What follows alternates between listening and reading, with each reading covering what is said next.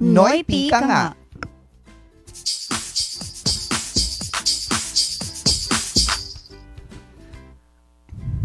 Ayan. Oo, kasama nga natin ngayon sina Eric Kelly, si Sir Prince Balagan at si Ma'am Jillian Sanchez. Oo. Ang associate producer natin ng The Wedding Dance at ng An-Erand. At yung mga kasama din ho natin, sila Sir Eric and then si Sir Prince, sila yung mga actor natin. Yes, so main actors. Tama. Kamusta po tayo, ma'am? Good morning po. Thank you for having us here. And po, we are very, very excited dahil nadadala po natin ang ating Cordy Pride sa Cinemalaya this year. This is truly the season for our Cordy, our regional actors to be seen and to be heard. Ayun po, kaya nga po nandito sila today, sila Eric Kelly and si Prince na talagang gumanap naman ng bonggang-bongga sa kanilang mga roles doon sa Cinemalaya. Yes, okay. Before we get into them, ano ang sabi nga po, paano nag-umpisa itong dalawang pelikulang ito? Paano yung process? Ay, grabe ang process, charot. Grabe. Ang nangyari po talaga is nagpasa po ang ating mga director at writers sa Cinemalaya, nakapasok po sa top 10, talagang very tedious. Para makapasok ka dyan. It has to be really, really good material. And then when it got in, yun na nag-umpisa na po ang casting process at ang pre-production. At doon na nga po, sabi talaga namin, we need to champion our regional actors here. We will prioritize them over other actors. Syempre, we really have to show this is the time for them to be Inglesera yarn. This is the time for them to be seen and recognized for their talents naman. So talaga ang ginawa po namin, pinagtrabaho namin together with mga batikan na actors, itong si Sir Eric Kelly na napakahusay, Diyos ko, tuwang-tuwa ang mga tao sa kanyang performance sa An-Erand. Tapos ito namang si Prince, ang mga kasama niya, ang all Cordy actors ang mga gumanap sa The Wedding Dance. Kaya naman ito ang pinakagwapo actually. Doon sa The Wedding Dance. Ayun, isa sa mga mingor, isa sa mga warriors doon sa The Wedding Dance. And I heard, Ma'am Jillian, na even the production, yung mga staff natin are Cordillerans talaga for The Wedding Dance. For The Wedding Dance. And then for An-Erand naman, yung kalahati ay Cordy. Cordy and Manila production itong An-Erand. Wow, napakaganda naman that we are infiltrating na talaga yung Manila. Hindi lang tayo pang dito dahil ang talento nga naman talaga ng mga Cordillerans is out of reach. Yes, international. Very international ang peg natin dyan. At kamustahin naman? Opo. And matanong ko lang din po, Miss Jillian, no? Paano po ninyo pinili yung mga actors ho ninyo? Parang like something, nagkaroon ba tayo ng mga audition? Or kayo po talaga yung nag-pick or nag-pinpoint ho sa kanila? Ang proseso po talaga dyan, we already have, meron na po kasi talagang community of actors talaga na brewing underground. Ganyan, meron na. So, kasi alam talaga po namin na nag-aantay lang talaga na merong may something na may gagawin tayo lahat together. So, meron na talagang community of actors, of stuntmen, meron na talaga pong mahuhusay na tao. So, when the projects came in, parang, sige, tawagin natin sila and kung sino ang available. At syempre pinili kung saan ilalagay, kung saan perfect ilagay itong actor na to, anong bagay sa kanya. Pero totoo talaga na even before Cinemalaya, meron na talagang community of people who truly have the talent. So, ayun, yun ang nangyari. Hanggang sa, ito, taga-Kalinga siya talaga at sikat siya sa Kalinga. Ayun, so parang alam na din kung sino talaga yung mga talagang, meron na tayong mga nailista-lista na, itong mga to pwede siya for this, for that. So, madami. Ang dami-dami nilang magagaling talaga. Sobra. Grabe, no? Nasaan ka doon, Miss Vanessa? Kailan ka? Gawa tayo. Bukas na lang. Na ito kaagad para sa susunod, Cinemalaya 2025. Eto naman na kanyaw, hindi na wedding dance. Charot. Kamustahin naman natin ang una nating actor, si Sir Prince Balagan muna from The Wedding Dance. Ayan, kamusta naman yung experience natin? Like, being a part. Madami pong challenges, ma'am, actually, especially nung una. First audition nila sa The Wedding Dance sa Manila. And then, napuntang Baguio. And then, sabi ko, pupuntahan ko to. Tapos nagkaroon ng konting problema, hindi ako nakadalo. And yun, nasayangan ako sa opportunity na yun. After nun, magpapa-audition daw sila doon sa Kalinga. Tapos yun na. Wala nang atrasan to, sabi kong ganon. Tapos hanggang doon, nakita ko sina direct doon. Tapos nag-audition ako. Tapos, ayun, thankfully nakuha din sa role ng isang Mengor. And usually Mengor are the warriors from Kalinga. Oh, nice. Alam mo, my mom actually grew, nag-English din yan. Englishero tayo my today. mom grew up in Kalinga talaga. When it was Kalinga Apayao pa lang. Oo, so parang I have a heart for Kalinga din talaga. And for the people. Oh, And very rich din talaga ang Kalinga when Yes. it comes to culture, tradition, and yung mga heritage oo, nila. at saka grabe din yung pag-a-advocate talaga ng kultura nila. Dito sa The Wedding Dance, kamusta naman yung mga pakikisama? Oo, ng mga kasamahan natin, both production and sa harapan ng camp. Ang saya po, like we did not build a team, rather we build a family. Oo, true. Gusto ko yun. Ba't yung makipamilya? English din. Oo Ang nga galing. eh. So, Moving oo. on. Pero ano yung sa tingin mo yung nag-struggle ka talaga dito sa production ng The Wedding Dance? Wala naman po yata kasi everyone enjoyed. Oo. And And then, nagsaya pang lahat nung habang ginagawa yung film. Wow, nice. parang kung tinitignan mo kasi si Sir Prince, siya, typical na igorot, no? Yung mahiyain. Oo, pero... Hindi ba siya itong oo nga. No? Very shy type yung aura mo. Pero you were able to get through and syempre yung acting natin nakalagpas sa screen. Tama. Actually ang masasabi ko talaga sa The Wedding Dance, yung performance ng mga actors was really good. Sila talaga yung nagdala dun sa film. Kasi binigay nila Piman talaga, yung best nila. Talagang dun ako na parang ang gagaling nila, hindi nila sinayang yung opportunity. Siyempre naman, ikaw, mabigyan ka ng oportunidad na ganito na hindi lang mapapanood ng mga taga-Cordillera, pero na mapapanood pa ng ibang lugar. Naku, gagawin mo talaga iiyak talaga, hahagulgul talaga ako kahit wala National sa script. na ito. Gagawa na ako ng script ko. Sasayaw talaga ako kahit wala naman sa script, ganon. Anyway, dito naman tayo kay Sir Eric, sa Unerrand naman. At nakita ko nga yung trailer ninyo na meron talaga mga batikang aktor na kasama. Ano ang role natin dito, sir?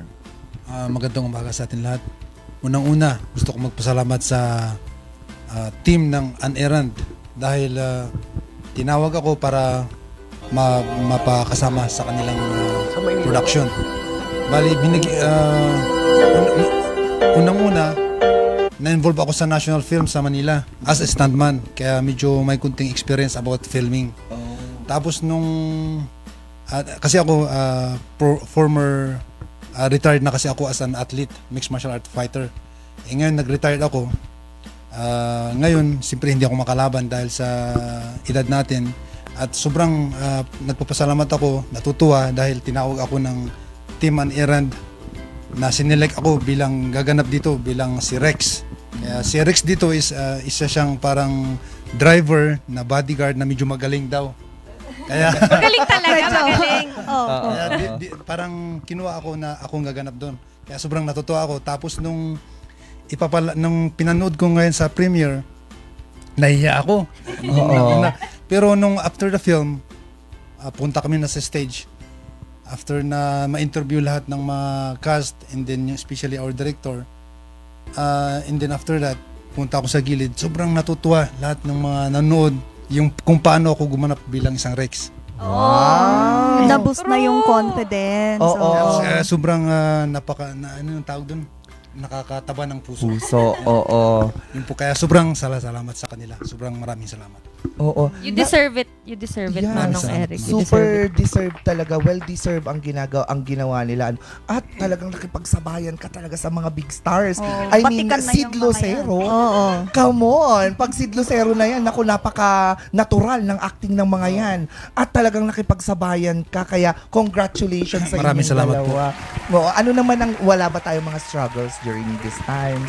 Kasi syempre magkaiba yung kultura eh.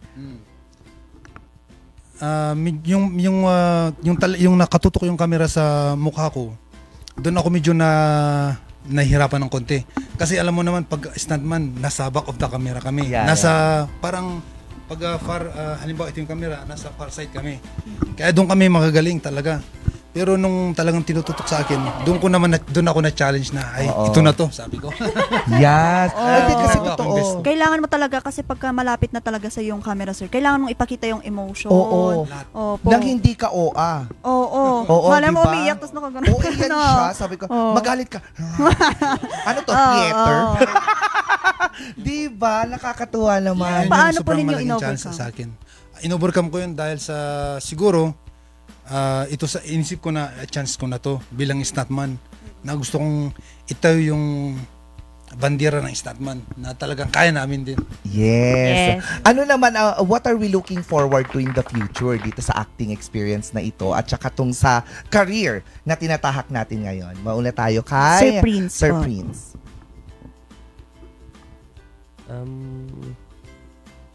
Wala pa akong masyadong masabi because it's my first time to act.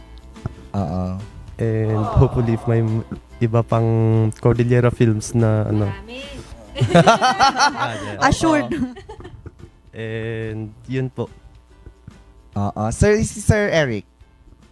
Ano po yung question, ma'am? Nawala ako dahil sa excitement. Oo, ako nga din eh.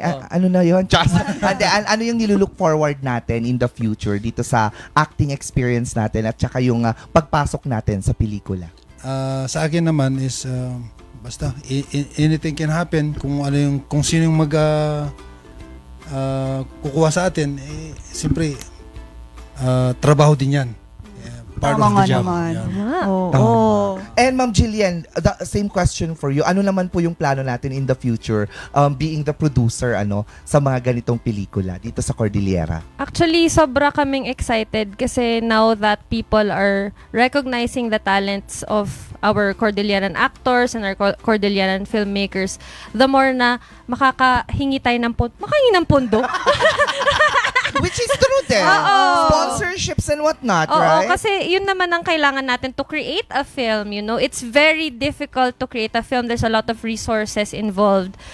So yun. So dahil nga nare-recognize na tayo, there will be more opportunities to be given to all of us. And we will make sure na mapupunta ito sa buong community, and these are projects that we will be proud of. Yun po yung talagang advocacy natin din as a filmmaker and as someone who is involved in films. Very important sa akin na lahat ng projects, maipapasok pasok natin yung mga Cordy talents natin dyan. Yes. Pasok natin sila lahat as much as infiltrate sa mga talaga. nanonood. I-infiltrate po natin. Totoo. Oo. Pero nabanggit nyo nga po kanina yung regarding po doon sa research. Research especially dito sa The Wedding Dance kasi hindi naman basta-basta, 'di ba? Kasi we're tackling culture, tradition. So grabe din yung hirap natin doon siguro, ma'am? Ang ginawa talaga ni Direk dito is yung binase niya ito sa doon sa sinulat po ni Sir Amador Daguio. And then he also talked to some people from the community to get some of the details of the film. He did what he could with the resources and the time that he had para alamin yung mga dapat niyang alamin. Ayun. So, but this is also, The Wedding Dance is also such a huge venue for conversation para makorek din natin kung may mga mali. Mapag-usapan natin yung mga tamang culture and tradition dito sa Cordillera. Ang maganda talaga doon is nagkaroon talaga ng platform na mapag-usapan yung ating culture and tradition. So yun naman. Ayun, matanong ko lang, Ma'am Julian, dito sa Wedding Dance Boys, ilan po yung baka na kinatay? Joke lang. Ilan daw, Prince? Meron ba? Meron ba? May ganon? kinatay? Baboy. Ilang baboy? Ilang baboy po? Isang baboy. Oo, pinagmukhang kasi low budget talaga, guys. Oo naman. Like we will be very very honest with you. Hindi kasi talaga ito. So the budget is quite limited kaya ang gumawa ng mga paraan para magmukhang Madami. Madami. You know, the tricks naman the sa tricks of the pelikula. trade, Oo. yeah. Yun. Carry on. Matanong ko lang po, where are we standing naman ngayon na nakita natin yung pelikula natin dito sa Cinemalaya? Are we looking forward na may maiuwi tayo? Ang nakikita po natin sa ngayon, ang ganda po kasi ng performance talaga ng ating mga actors. Si Sir Eric, nako Diyos ko, sobrang actually nung tinitignan namin, sabi ko, may best actor tayo, may best actress tayo. Si Mai Honglayan who plays alumni dun sa The Wedding Dance. If you watch the film, grabe, binigay niya talaga lahat. You would see na talagang, ang daming media din in Manila who are talking about this, that they're saying na, nako, wag kayong papakasiguro, merong mga indie actresses who are in the best actress race. Sabi nila, yung mga pangalan ng mga ating mga sila, Miss Marian, sila Miss Mylene, sabi niya, wag kayong papakasiguro, Miss Mylene, ganyan. Meron tayong mga indie actresses na pasok sa best actress race. So, talaga, more than anything, nakaka-proud kasi talaga na nakita sila and they also get to see themselves in the big screen.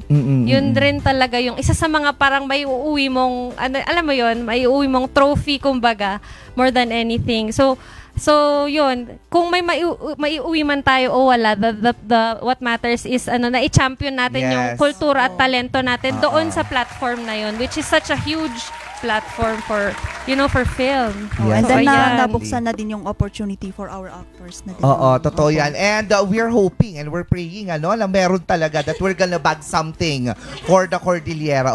Any last message po, sir, para sa mga audience natin, those who are aspiring to become an actor or whatnot? Sir Prince po. So, ayun sa mga balak ring maging actors like me, continue and keep up. Sir Eric? Sa akin naman po, basta kung halimbawa, itong opportunity na binigay sa atin,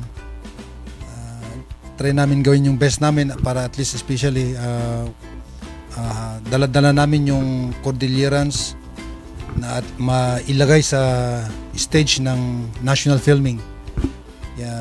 Maraming salamat muli sa lahat ng suporta, especially sa team ng Anerand, sa production ng team Anerand. Thank you so much. Short and sweet. Ma'am Jillian?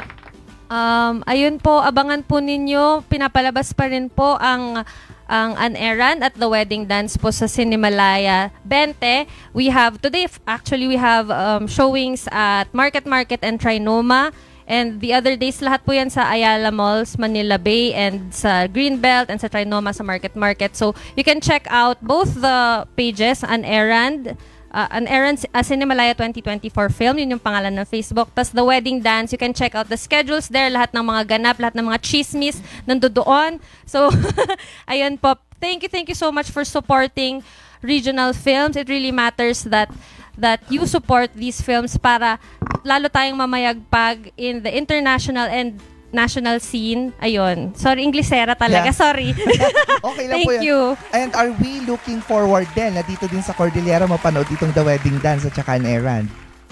We will work on that. We are working on that because I feel like the people here also definitely deserve to see these films. Exactly. Nako, may papasalamatan po ba tayo? Maraming salamat po dito po sa ating mga actors because they really gave their best. We would like to thank all of our sponsors, all of the supporters of The Wedding Dance and An Errand. Pinagtagpi-tagpi talaga natin ang ating mga resources to get it to the big screen, to get the two films dun sa big screen. We would like to thank, of course, RNG Luzon, Morning Balitaktakan. Thank you po for having us here today. We are so happy that we get to champion our culture and our traditions and our talents in an international na yan, ang Cinemalaya, in an international scene. So, ayun po. Thank you so much. Kayo po, papasalamatan. Maraming salamat din sa RNG family, sa inyo, ma'am. Hindi ko ang pangalan nyo, pero maraming salamat sa inyo. Bea po, Bea. And then, ma'am Vanessa po, maraming salamat po sa inyo. At mabuhay ang pelikulang Pilipino.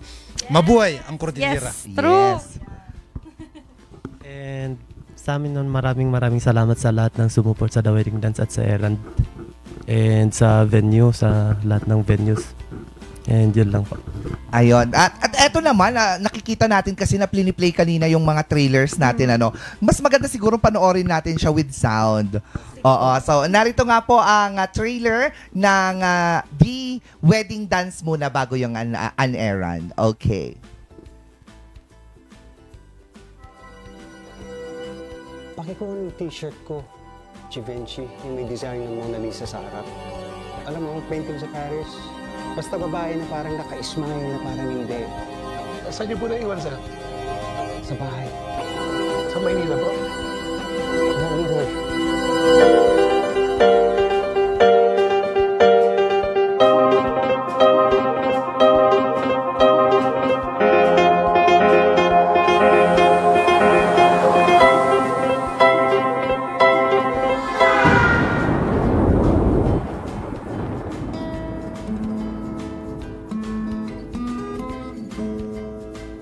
Kahit gaano pa tayo katagal, pwede tayong bitiwan.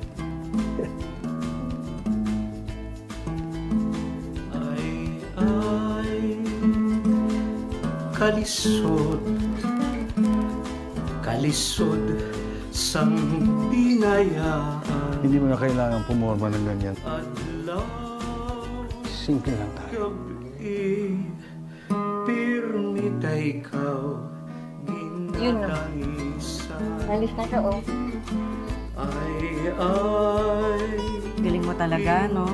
ay, Siguro pinatago siya yung ebidensya. sing kapalaran. Hindi naman. Pinatapon lang. Walay gid, walay gid, sarang ko kalipayan.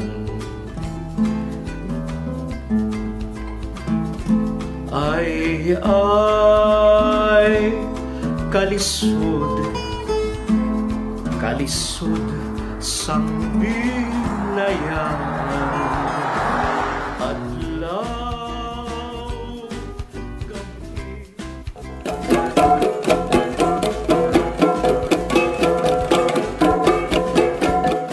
Dawatok kan apo kabunyan, tainda kayo binbindisyon, antayin kayo magana-ganat. Hay, yung short trailer yon. Oo, kasi meron ding 30 seconder na trailer. Nakaka-excite. Diba? Nakaka-excite talaga siya. And we're really looking forward na sana ma-workout talaga na dito din siya ma-play. Yes. Because I really want to watch. Ang hirap nila kasi bumiyahe ka pa. True! Para mapanood yan Dalhin na lang natin dito sa Cordilleran Region.